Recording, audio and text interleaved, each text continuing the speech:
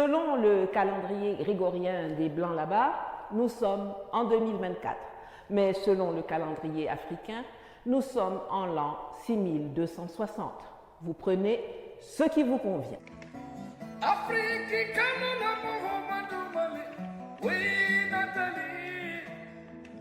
Première chose, ce n'est pas facile d'arriver au Niger par les temps qui courent à cause des sanctions de la très nuisible CEDEAO. Yaoundé-Niamey, normalement, c'est 4 heures de vol avec une escale de 2 heures à Lomé, Abuja ou Abidjan. Mais à cause des sanctions, il faut passer par le Maroc, l'Algérie, la Turquie ou l'Éthiopie avant de revenir. J'ai donc dû aller jusqu'à Addis Abeba, passer la nuit là-bas avant de repartir sur Niamey en contournant le Nigeria, ce qui fait 25 heures de trajet.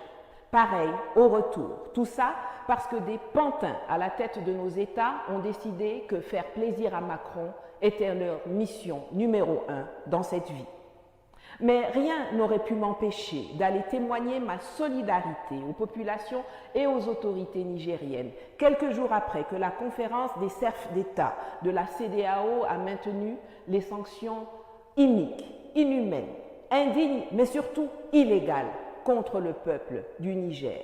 Et c'est ainsi que le 18 décembre 2023, j'ai été accueilli à Niamey par mon frère Abdraman Oumarou, ex-député de l'Assemblée nationale et président d'Urgence panafricaniste Niger, la branche locale de l'ONG de mon sang, Kémy Séba, que je salue ici chaleureusement aujourd'hui.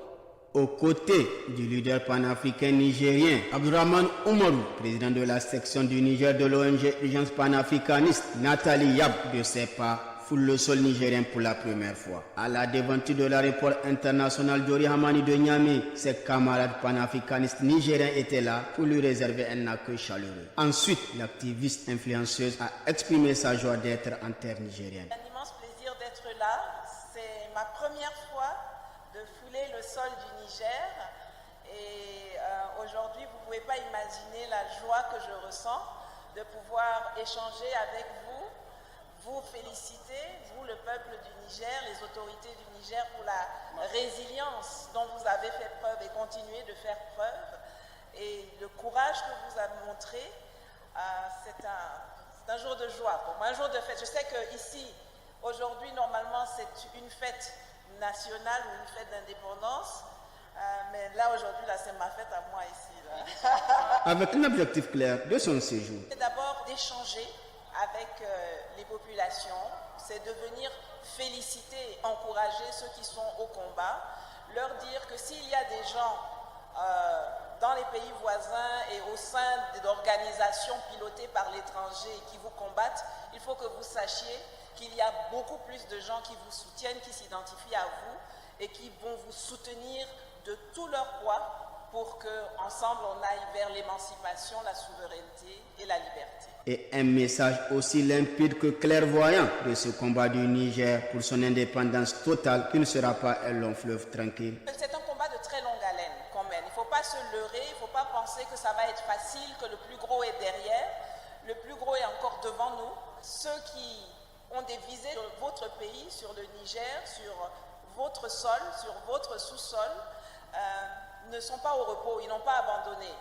Donc le moment de l'effort n'est pas terminé, il est encore devant nous, mais il ne faut jamais, jamais, jamais abandonner et surtout vous rappeler qu'un peuple uni jamais ne sera vaincu. Nathalie Yab pour accompagner le peuple nigérien dans sa marche pour la souveraineté et la dignité. La leader panafricaniste est très attendue dès ce 19 décembre pour sa conférence de presse et le 20 décembre avec la conférence publique qu'elle animera autour de la souveraineté nationale, condition de l'action nationale et internationale des États. Le lendemain de mon arrivée, j'ai été reçu par le ministre de la Jeunesse et des Sports, le colonel-major Amadou Abdraman, que vous connaissez bien puisque c'est lui qui est le porte-parole du CNSP, le Conseil national pour la sauvegarde de la patrie, qui a bien heureusement pris le pouvoir le 26 juillet 2023, remisant le très calamiteux chapitre Bazoum dans les poubelles de l'histoire. Dans la foulée, je me suis entretenue avec les médias concernant la grande conférence que je devais tenir le lendemain sur le thème de la souveraineté au Palais des Congrès de Niamey. Le 20 décembre 2023 fut une journée très particulière pour moi, qui débuta par une audience que m'a accordée le chef de l'État, le général Abdrahmane Tiani, en présence des membres du CNSP au grand complet. Ce fut un immense honneur d'échanger avec lui et je tiens ici à clarifier quelque chose. Vous savez, quand le coup d'État a eu lieu, beaucoup ont dit qu'il s'agissait d'une révolution de palais, que c'était le fruit de bisbilles entre Issoufou et Bazoum. Certains se posaient la question de savoir si les militaires voulaient vraiment changer le système et si leur démarche de rupture avec la France n'était pas seulement une réaction à l'attitude méprisante et belliqueuse de Macron, plutôt que due à une conviction profonde. Je peux vous assurer que les autorités nigériennes actuelles, sous la houlette du général Tiani, ont la connaissance de l'histoire, la volonté d'émancipation et le panafricanisme chevillés au corps. Si vous pensiez qu'ils étaient un peu à la traîne par rapport au Mali et au Burkina, détrompez-vous. Ils sont tous au même rythme. Plusieurs sujets dont la conquête de la souveraineté ont marqué cet entretien qu'a accordé le président du Conseil national pour la sauvegarde de la patrie, chef de l'État, le général de brigade Abdrahmane Tiani, à l'activiste panafricaniste Nathalie Yamb. Nous avons affaire ici au Niger avec des autorités qui sont extrêmement conscientes des enjeux, des pièges, extrêmement aguerries, extrêmement décidées, extrêmement résilientes, à l'image du peuple d'ailleurs, qui subit des sanctions iniques, inhumaines, illégales, depuis infligées par d'autres frères pour faire plaisir à une puissance étrangère. Nous avons parlé des thèmes qui nous sont chers et qui sous-tendent nos actions à tous les deux, à savoir la conquête de la souveraineté, la lutte de l'émancipation, la lutte pour l'émancipation, la nécessité de l'unité des peuples pour une libération qui n'a que trop tardé. C'est très important, je pense aujourd'hui, que tous ceux qui sont impliqués dans ce combat qui a de multiples facettes puissent se parler, être en contact, tisser des liens, car nous avons en face de nous non pas un groupe d'individus ou des individus isolés, mais un système qui perdure depuis trop longtemps déjà. Activiste panafricaniste, Nathalie Yamb œuvre inlassablement et depuis longtemps pour une Afrique totalement affranchie. Nous, les panafricains, on se sent partout chez nous. Et être le porte-voix de ce peuple qui est agressé par d'autres Africains, ce qui fait très mal. Et chaque fois que j'aurai l'occasion et de porter haut les valeurs et les aspirations du peuple du Niger, je le ferai. À noter enfin que cette audience s'est déroulée en présence de plusieurs membres du CNSP qui ont également félicité l'activiste pour son noble combat. Au sortir de cette rencontre, j'ai eu le très grand honneur d'être reçu en audience par le Premier ministre Ali Mahaman Lamine Zeine, entouré du ministre des Affaires étrangères et de celui de la Jeunesse et des Sports, ainsi que quelques-uns de ses conseillers techniques. Cela a été une excellente séance d'échange et de travail qui a encore une fois marqué la symbiose qui existe entre les dirigeants civils et militaires et la sphère panafricaniste que j'incarne. Dans l'après-midi, je suis allée à la rencontre de milliers de personnes au palais des congrès de Niamey. Je les ai entretenus de la souveraineté comme condition de l'action nationale, mais aussi internationale des États. Je ferai peut-être un résumé de ma vision du sujet dans une de mes prochaines chroniques. Si cela vous intéresse, vous le dites en commentaire. J'ai tout naturellement souligné qu'il ne doit y avoir aucune hâte à céder aux pressions de la CEDEAO pour aller à des élections. Et ce, pour 4 raisons. D'abord, parce que le Niger est un pays souverain. Ensuite, parce que cette question relève des affaires intérieures du Niger. Puis, parce que les positions de la CEDEAO n'ont aucune valeur de décision, mais restent de simples avis consultatifs. Et enfin, parce que les actes illégaux posés par cette même CEDEAO, ayant eu des conséquences dommageables sur les populations et sur l'État du Niger, la chose qui doit être discutée en priorité avec cette organisation, c'est la question de leur réparation et non pas la tenue d'élections. Mon point de vue sur le sujet est connu. Pas d'élection présidentielle avant 10 ans, ni au Burkina Faso, ni au Mali, ni au Niger. Pour ceux qui veulent comprendre pourquoi je dis cela, je mets ici le lien de ma précédente vidéo.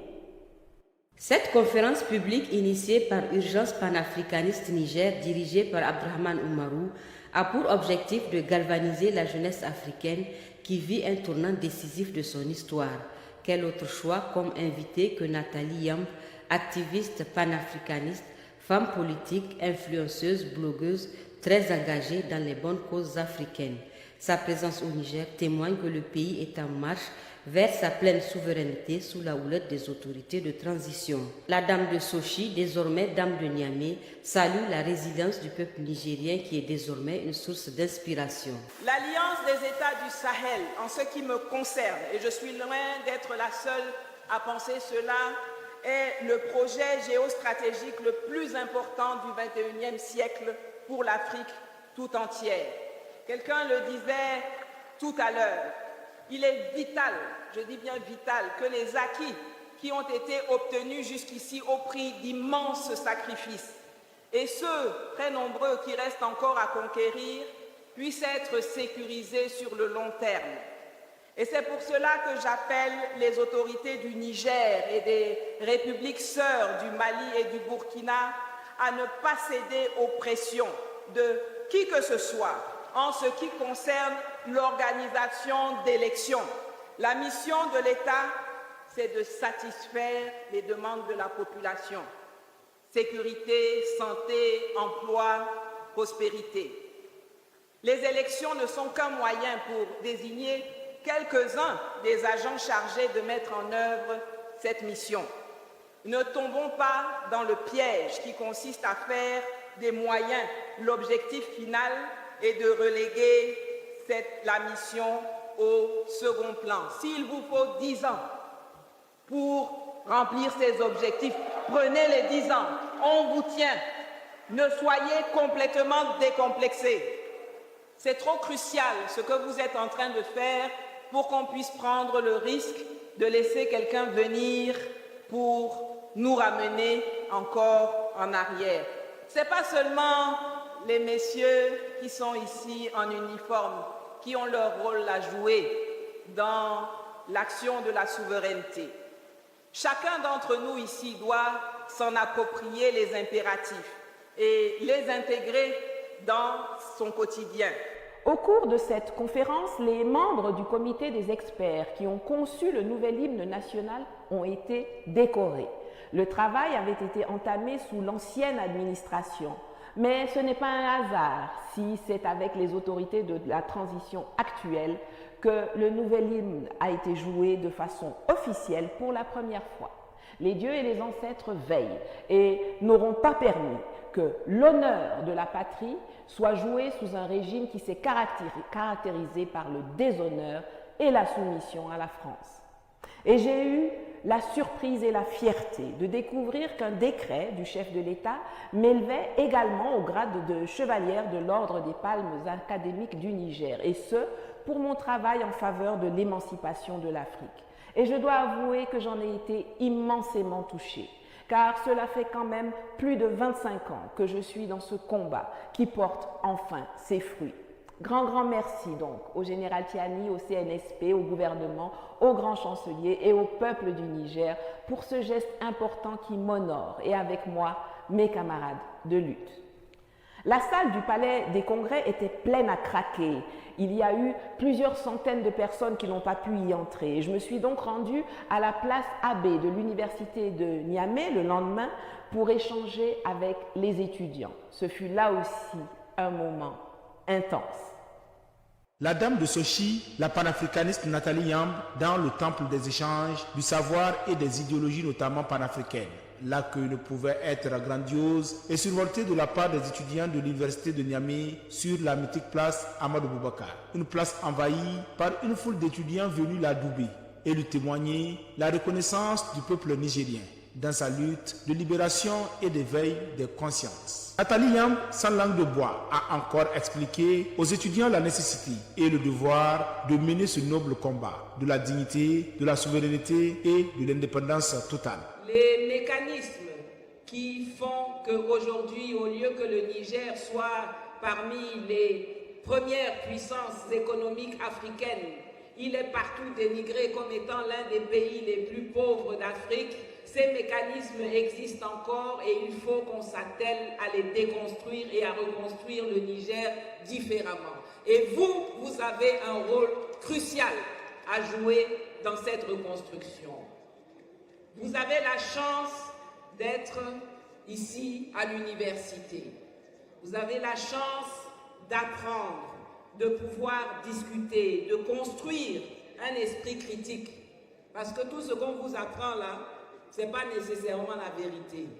Vous savez que malheureusement, souvent, nos programmes scolaires sont hérités de la colonisation. Notre façon d'analyser les choses est héritée de la colonisation.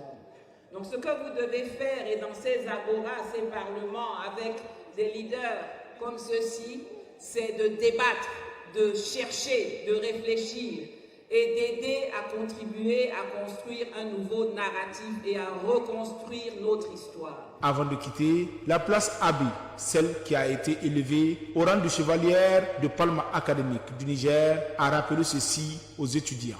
Vous avez le devoir envers vos petits frères, vos petites sœurs, de travailler sans relâche, sans peur, sans baisser la garde, pour arriver à l'intégration finale. Je ne sais pas si vous êtes conscient de la chance que vous avez de vivre dans un pays et dans une région où, pour la première fois depuis des décennies, l'ébauche d'un rêve d'intégration africaine est en train de se faire. L'Alliance des États du Sahel, c'est le projet géostratégique le plus important du XXIe siècle et c'est vous qui êtes concernés par ça. Vous en êtes les acteurs. Nathalie Yam a eu droit à un standing ovation de la part des étudiants et la place Abi, une manière de lui prouver l'hospitalité légendaire du peuple nigérien, lui rendre un hommage mérité pour son éternel combat panafricain pour une Afrique libre, souveraine, prospère et son engagement aux côtés du Niger et son peuple pour arracher son indépendance totale et absolue.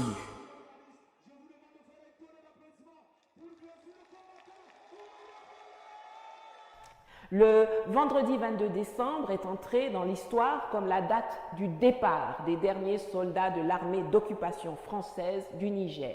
Et ensemble avec les membres du CNSP, je suis allée exprimer mes remerciements et ma reconnaissance aux populations, femmes engagées, communautés religieuses, jeunes, moins jeunes, pour leur détermination et leur résilience qui nous a donné une des plus belles victoires de l'année 2023 avec le départ de la MINUSMA du Mali. Pendant 20 semaines, qu'il pleuve, qu'il vente, que le soleil brûle ou que les nuits soient froides, sans relâche, sans baisser la garde, ils ont occupé l'entrée de la base militaire française de Niamey, la station Escadrille, devenue place de la résistance, en scandant matin, midi, soir, nuit, France dégage, France dégage, France dégage. Quand l'armée française a débarqué au Niger en novembre 2021, elle a tué des enfants du pays à Terra. Mais quand le peuple du Niger, dans toute la beauté et la force de sa diversité, a fait dégager l'armée française, il n'y a pas eu une goutte de sang qui a coulé. On voit donc, encore une fois, qui sont les sauvages et qui sont les civilisés.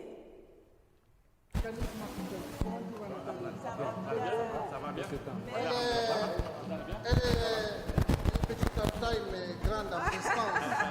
Grande en prestance. Comment tu vas? Merci, ça va. Chaleur et convivialité dans une élégance touareg L'immersion de Nathalie Yamba au cœur de la culture touareg a commencé aux portes de l'agence nomade artisanat et culture production avec son directeur général flanqué de ses plus proches collaborateurs sous un air de guitare. La leader panafricaniste a ensuite eu droit à un voyage dans l'art culturel touareg sous toutes ses facettes, sa richesse et sa diversité, vitrine de l'ingéniosité et de la créativité du peuple touareg. Des objets de collection pleins d'histoire aux produits artisanaux modernes porte-flambeau de cette culture splendide et d'un charme irrésistible, Nathalie Yamba en est ressortie, éblouie et enchantée. Un aperçu qui m'a époustouflée et qui m'a surtout donné envie de revenir approfondir mes connaissances. Nous étions au début de tout, on le voit ici, la musique, l'accueil, le thé, la philosophie, les arts. C'est infini, c'est une culture infinie, je comprends pourquoi tout le monde en parle, des livres entiers ont été écrits sur la culture touareg, des articles entiers ont été inspirés. Et je pense que nous avons le devoir de propager toute cette richesse que nous avons en nous, en Afrique d'abord et dans le monde. Je savais que j'étais du Niger, je sais que je suis touareg.